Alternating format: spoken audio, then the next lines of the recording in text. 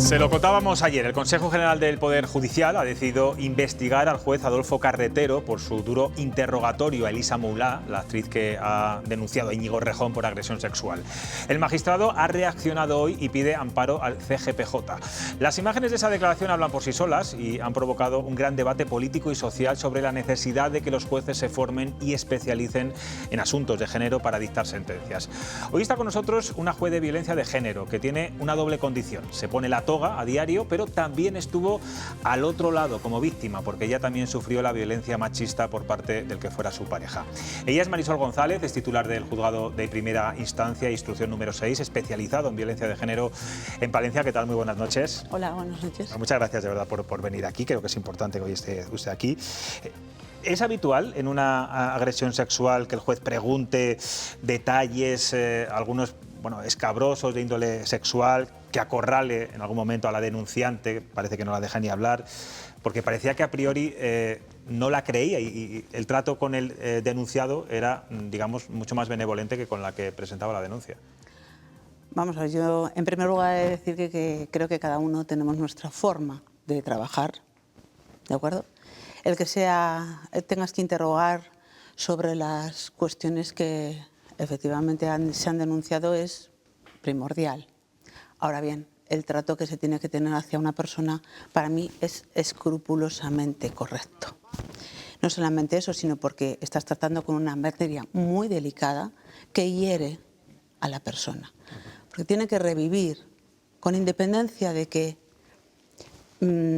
la denuncia se haya formulado en los términos que sea, se ha admitido a trámite y tiene que tratársela de forma que no se la hiera, pero no a ella, a nadie, a ningún denunciante. De la misma forma que un investigado tiene derecho a la presunción de inocencia y como tal se le trata.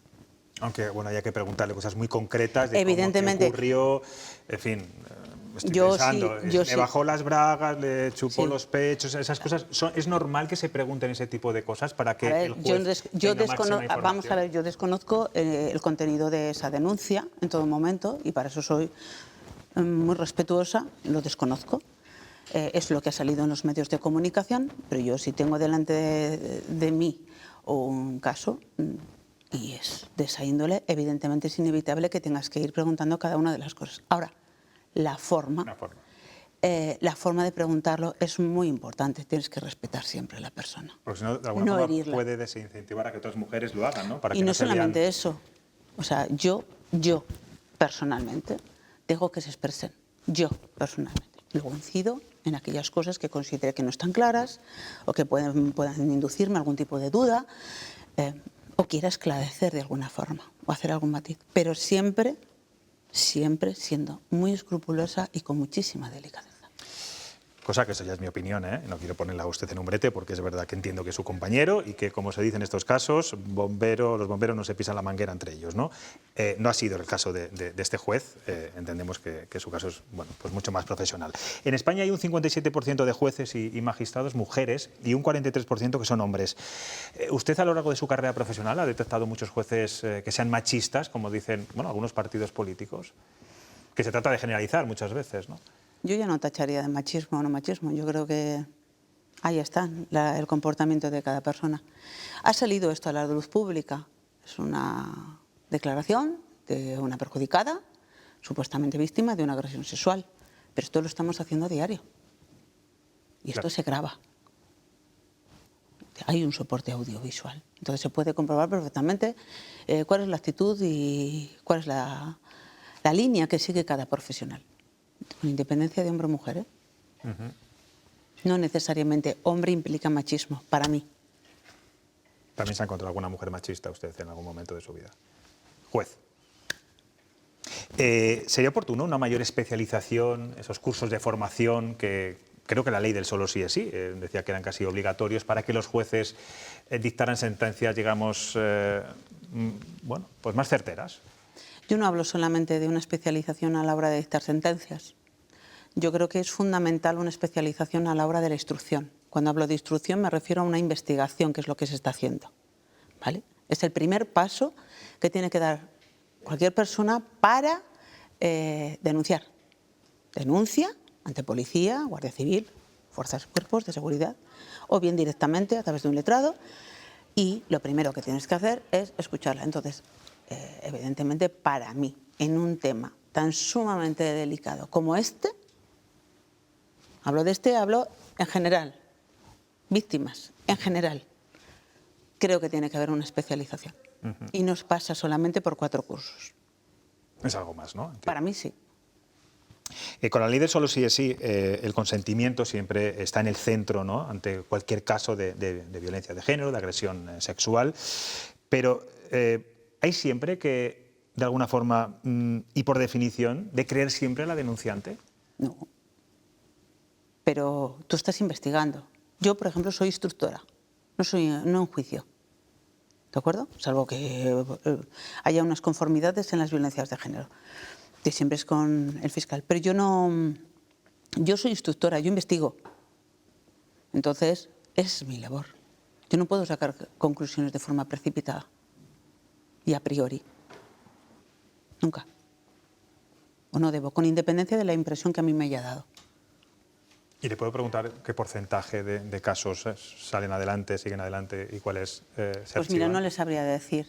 Hay muchas veces, por desgracia, y eso sí que lo tengo que decir, que ves víctimas, que son verdaderas víctimas, y no denuncian, porque no están preparadas, eso es fundamental. La gente, yo creo que en ese sentido tiene un gran desconocimiento. Una víctima de violencia de género no puedes arrastrarla sin más a denunciar, tiene que ser ella la que esté ya de una vez preparada, porque el paso es muy importante. Es un antes y un después. Y el después implica un peregrinaje muy largo hasta que se resuelva el procedimiento. Y tortuoso. Y eso es muy duro. Y tortuoso. Y eso es muy duro. Marisol, ¿me permite que hablemos de usted un poco?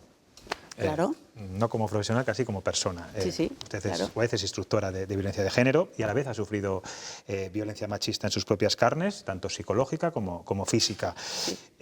Bueno, lo que demuestra de alguna forma que no hay perfiles para las mujeres No le hay. maltratadas. Eso es No algo que hay que... No le hay. No le hay. En ningún momento le hay. Y usted se lo encuentra, me imagino, también a diario, ¿no? A diario. Su pareja está en la cárcel. Usted tuvo que llevar dispositivo electrónico varios años. Incluso tuvo escolta. 6 años. Y de 3 meses. Tuvo escolta durante 3 meses. Tuve escolta 1 mes. ¿En algún momento usted se sintió, digamos, desprotegida o poco escuchada por la justicia? Sí. Desde el minuto 1 que yo denuncié. Porque así como Guardia Civil me protegió desde el minuto 1, yo tuve que soportar como este señor se había alquilado un piso a 80 metros de distancia de mi casa. Veía mis ventanas desde las suyas. Tenía que necesariamente pasar para ir a trabajar por allí. Y pese a que mis hijos me lo dijeron. Pero había orden de alejamiento, entiendo, ¿no? Sí. De 200 metros.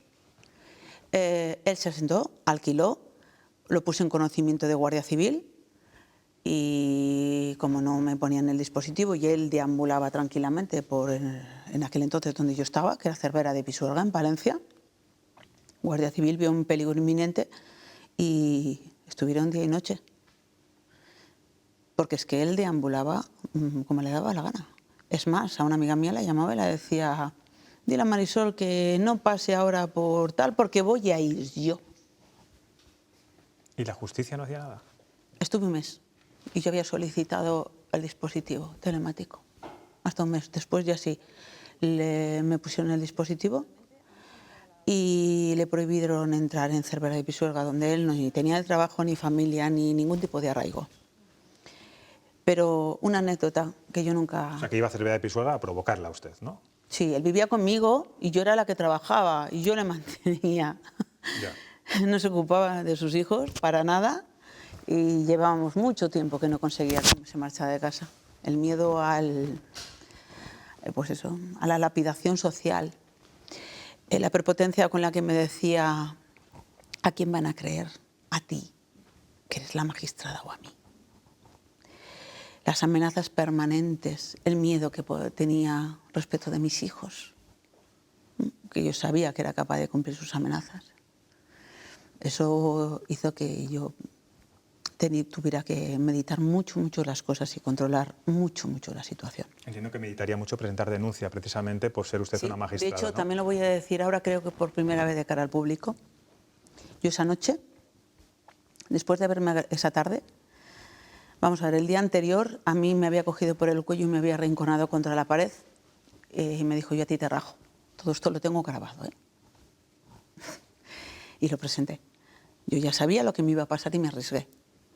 Porque como no tenía ninguna prueba y así él lo decía, bien, yo me arriesgué. Al día siguiente dije: va a ser peor. Y yo en mi móvil llevaba en la sudadera la grabación puesta.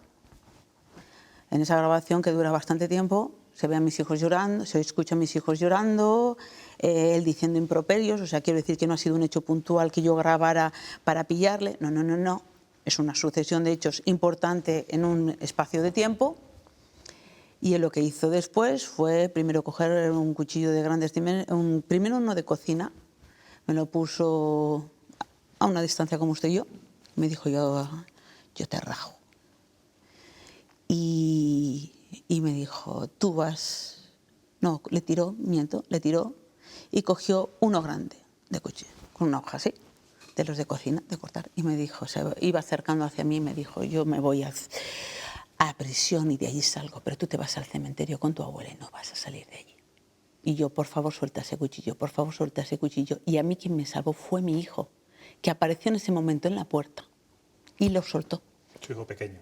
El mayor, 9 años. 9 años, bueno, era pequeño en aquel momento. Era pequeño, 9 años. Usted empezó con él muy jovencita, creo que con 18 años, eso es. Yo no sé si le costó darse cuenta de que era una mujer maltratada, si tardó mucho en darse cuenta de eso, y si entiende que haya muchas mujeres también que normalicen ese tipo de trato o maltrato constante durante tantos años. A ver, yo fui consciente el primer año ya, que no que era maltratada, pero que sí que su comportamiento había dado un giro de 180 grados. Y que de haber sido una persona amable y cariñosa y preocupada de mí en todo momento, y lo diré eternamente, se convirtió en todo lo contrario. Controlador, celoso, posesivo, me controlaba absolutamente todo el dinero. Yo no disponía absolutamente de nada. De nada. Entonces yo ya ese año, pese a todo, me casé con él, sabiendo que me estaba equivocando, pero no me atrevía. Llevaba toda mi vida con él. Y esto fue más. Y cuando nacieron mis hijos, celos de los niños, y cada vez más, hasta que yo era consciente. Está dando pistas a muchas mujeres, ¿no? Que se empieza muchas veces con ese control absoluto de la persona, de no tener libertad, en ningún sentido. Y se pasa poco a poco a otro tipo de agresiones. Exacto. Y usted, precisamente por la experiencia que tiene, en su trabajo diario, ¿es capaz de percibir mejor que otros jueces, que otros instructores: este es un maltratador, este no lo es, esta persona, esta mujer que denuncia tiene razón, está presentando una denuncia falsa? ¿Hay un doble sentido ahí? Yo no voy a hablar de denuncia falsa porque eso hay que demostrarlo, ¿no? Pero sí es cierto que todas las mujeres maltratadas tenemos un perfil. Tú miras a una mujer maltratada y sus ojos están vacíos, miradas perdidas, desoladas. Su actitud, sus gestos, el temor, eso lo llevan todas. El pánico se apodera, digamos, de Sí. este... Lo único que buscan: necesito ayuda, pero no puedo, no sé qué hacer. Y a ellos pues se les suele pillar también en sus actitudes, sus comportamientos, la forma de expresarse. Marisol, su maltratador, Sí. su expareja, entiendo ya, Sí. sale de prisión en junio. Sí. ¿Tiene miedo a día de hoy por usted y por sus hijos? Mire, yo desde que entró en prisión he estado sufriendo 6 años y 3 meses todas las barbaridades de este señor, persiguiéndome pese a tener el dispositivo, que quiero decirlo, tiene una triple finalidad, y es protección a la víctima, medio de control, de localización y disuasorio para él. Yo, pese a que este señor entraba y salía en las zonas de exclusión de forma permanente, 2 de la mañana, 5 de la tarde, 4, daba lo mismo. Me dejaba descansar unos días y volvía, y volvía, y volvía, y volvía. no se consideraban quebrantamientos. Y cuando se consideraron de una forma continuada durante años. Eso genera a una víctima y a sus hijos una situación de intranquilidad, de desasosiego, de maltrato psicológico indirecto, que solamente las personas que lo hemos llevado lo sabemos. ¿Y qué está fallando en el sistema para que...? Hay que mejorarlo, por supuesto. Hay que mejorarlo. ¿Fundamentalmente qué? La forma... Siempre nos sorprende, ¿no? Una mujer ha sido asesinada cuando ya había denuncias previas, ¿no? Mujeres como usted que siguen teniendo miedo, ¿no?, a lo que pueda ocurrir. A ver, en muchas ocasiones unas víctimas... las víctimas a veces no calculamos realmente, no tenemos la percepción del riesgo que corremos. Eso es una realidad. Eso es una realidad. Yo siempre digo que la muerte es el último peldaño. Antes hay todo un peregrinaje y un calvario importante. Y creo que cuando una mujer se planta, denuncia y dice hasta aquí, es cuanto más está en peligro. Ese es el gran riesgo. Entonces, si no tiene la fuerza de voluntad de poder decir hasta aquí, no vuelvo a tener ningún tipo de contacto contigo, porque las hay, que de una u otra forma, bien por los hijos, bien por ellas que no la hayan superado psicológicamente o emocionalmente, vuelvan a tener contacto con ellos. Ellos las conocen al milímetro y saben todas sus debilidades. Entonces, si vuelven, yo sé que esos tienen unas grandes posibilidades de que acabe en lo peor. Aún así, hay que denunciar. Por supuesto. Siempre hay que denunciar. Por supuesto. ¿Uno se recupera de esto? Usted cuando se mira al espejo, decía antes, yo veo a muchas mujeres maltratadas y lo primero que me fijo es la mirada, esa mirada vacía. ¿Usted cuando se ve al espejo sigue viendo esa mirada vacía o ya no? No. No. Hace tiempo, pero esto a mí me lo ha permitido... A ver, a mí me lo ha permitido que entrara en prisión, pero yo siempre lo digo, una víctima de violencia de género no quiere que este hombre entre en prisión, lo que quiere es que la deje en paz. Sí. Esto es así, que la deje en paz de una vez. Entonces, a mí no se me ha permitido hasta ese momento. Y en el medio ha agredido a mi hermano con una discapacidad de un 80%, a mi hijo pequeño le soltó un golpe, aunque se ha considerado que no había pruebas suficientes, pero sí una suspensión de un régimen de visitas que no fue capaz de cumplir en ningún momento. Porque nos mandaron a todos, a él y a mí al psiquiatra, y a mis hijos a una terapia psicológica que nosotros tres cumplimos y él, por supuesto, no. ¿Cuántas cosas hay que cambiar, eh? ¿Cuántas cosas? Muchas. Tiene usted una mirada preciosa, ¿eh? Es lo que veo yo desde aquí. Tengo aquí a tres personas que le están escuchando atentamente. Uno es colega suyo, que es magistrado, que me imagino que también querrá hacerle... Bueno, de eso uno no se jubila nunca, Manuel. Manuel, cuando quieras. No, lo es. Sí. Marisol, te llamaré como Marisol Sí, sí. en calidad de víctima y te llamaré como su señoría en calidad de jueza. Yo no tengo ningún inconveniente en que me llaméis como Marisol. Simplemente la pregunta es muy sencilla, porque si me permites llamarte de tú, sí. lo has vivido como los toros detrás de la barrera y antes de la barrera, ¿no? Entonces, tú padeciste, aparte de la victimología primaria, la secundaria, es decir, esto sigue un poco como la Edad Media casi en España, es decir, tú tuviste que declarar ante la policía, después con lo escabroso que es todo esto, después ante el forense, ante el fiscal, ante el juez de instrucción, en el juzgado, toda esa serie de victimizaciones que son secundarias que se podían evitar.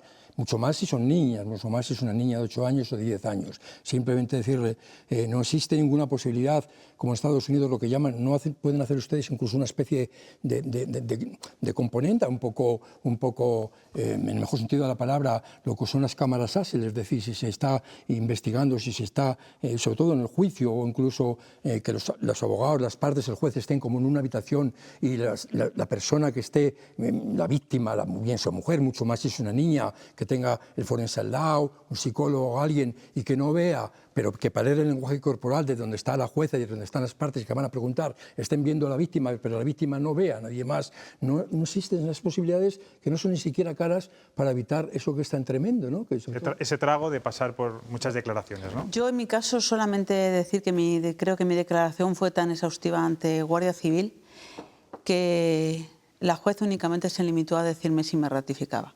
Mi gran error fue acceder a un juicio rápido por esa dependencia emocional o psicológica, porque no quería nada malo para él, como ocurre en tantas mujeres. Por eso la sucesión de episodios de quebrantamientos que no han servido absolutamente para nada. Este señor ha seguido igual. Yo sí lo he hecho en algunos casos, aunque incluso he estado cuestionada a punto de una nulidad de actuaciones en un caso que consideré muy grave. Lo hice en una sala aparte, con los letrados aparte, grabándose, eso sí, pero yo, es cierto, y ahí está, al lado de la víctima. Conseguí arrancar su testimonio, un testimonio desgarrador. De hecho, este señor está condenado a 19 años de prisión. Pero fue la confianza que yo di a esa persona en ese momento lo que permitió que ella pudiera decir cosas de su vida íntima que, por supuesto, a nadie se lo hubiera dicho. Pues la felicito, he sido inspector y nunca he oído esto, la felicito. Sí, sí. Patricia. Yo sí lo hago, y con niñas sí lo hago, sí. Yo sí lo hago.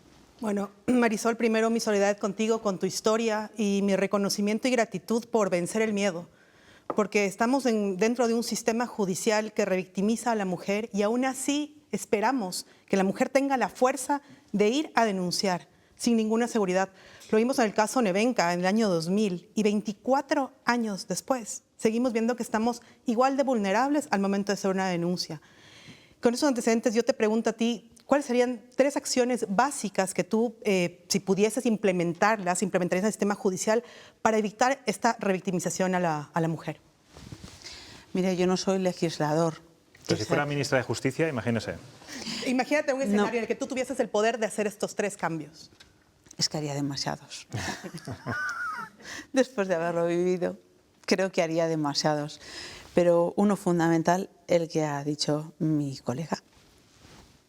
La cámara vio. Fundamental para que puedan hablar de verdad sin que sientan esa desolación, esa falta de empatía, esa falta de comprensión, que es que en ese momento es lo único que necesitas. Y luego ya se valorará lo que se tenga que valorar. Ya se valorará. Pero eso es un paso fundamental. Porque cuando van a declarar en muchas ocasiones ante policía o guardia civil o cualquier otra fuerza de seguridad, no dicen matices, porque es que son personas desconocidas. Aunque tengan derecho a que las asista un psicólogo, es que te estás hablando de aspectos de su vida íntima que la supone un gran dolor y un gran sufrimiento revivirlas. Están juzgando en base a ello, además. ¿Sabe? Entonces, para mí eso es una de las fundamentales. Otra, cambiaría el dispositivo telemático. Sí. La forma de funcionar. ¿En qué sentido? ¿Es poco eficaz? A ver, yo digo porque lo llevo 6 años y medio, ¿eh? Sí, sí. No estoy hablando como un juez.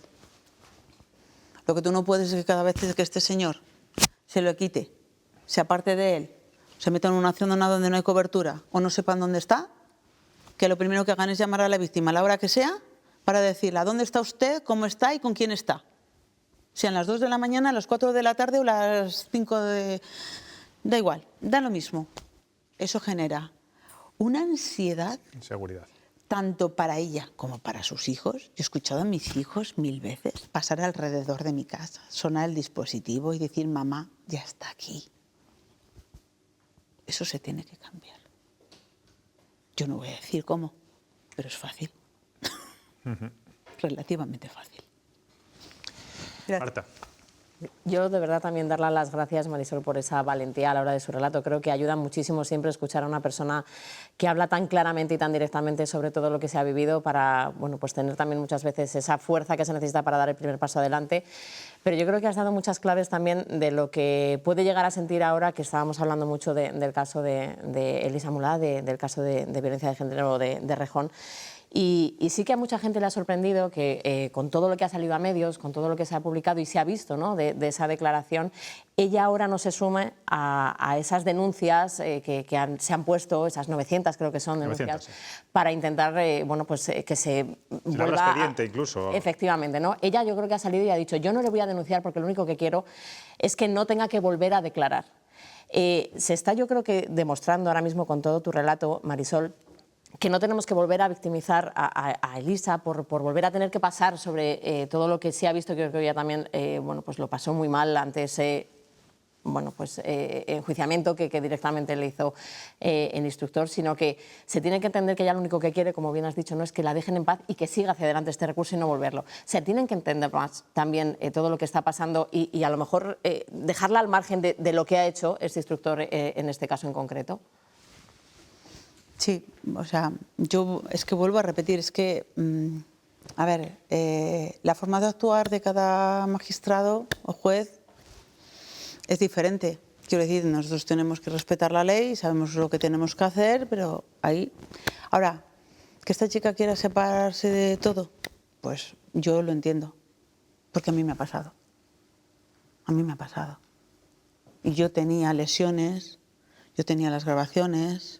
O sea, quiero decir que yo tenía una prueba clarísima de todo lo que me había pasado. Y aún así, y lo digo, durante 1 año y pico, él entraba y salía porque le detenía policía y salía por las mismas. Y yo no ejercía acusación, yo no acusaba, no quería nada, solo quería que me dejaran en paz. Hasta que un día, 1 año y pico más tarde, me estuvo persiguiendo por todo Palencia en las ferias. Estaba policía detrás de mí, entre toda la multitud buscándome y no me encontraba. Yo estaba con una amiga y sus 2 hijos, yo con mis 2 hijos, hasta que, no sé si sería una casualidad o qué tenía que ocurrir, mi hijo me pidió el teléfono para sacar una foto y ahí empezaron a sonar los teléfonos. Y sal de ahí, está detrás de ti Marisol y no te encontramos. Eso fue así. Y ahí fue cuando empecé a actuar. ¿Cuántos capítulos me imagino que ha tenido que vivir parecidos, similares y peores?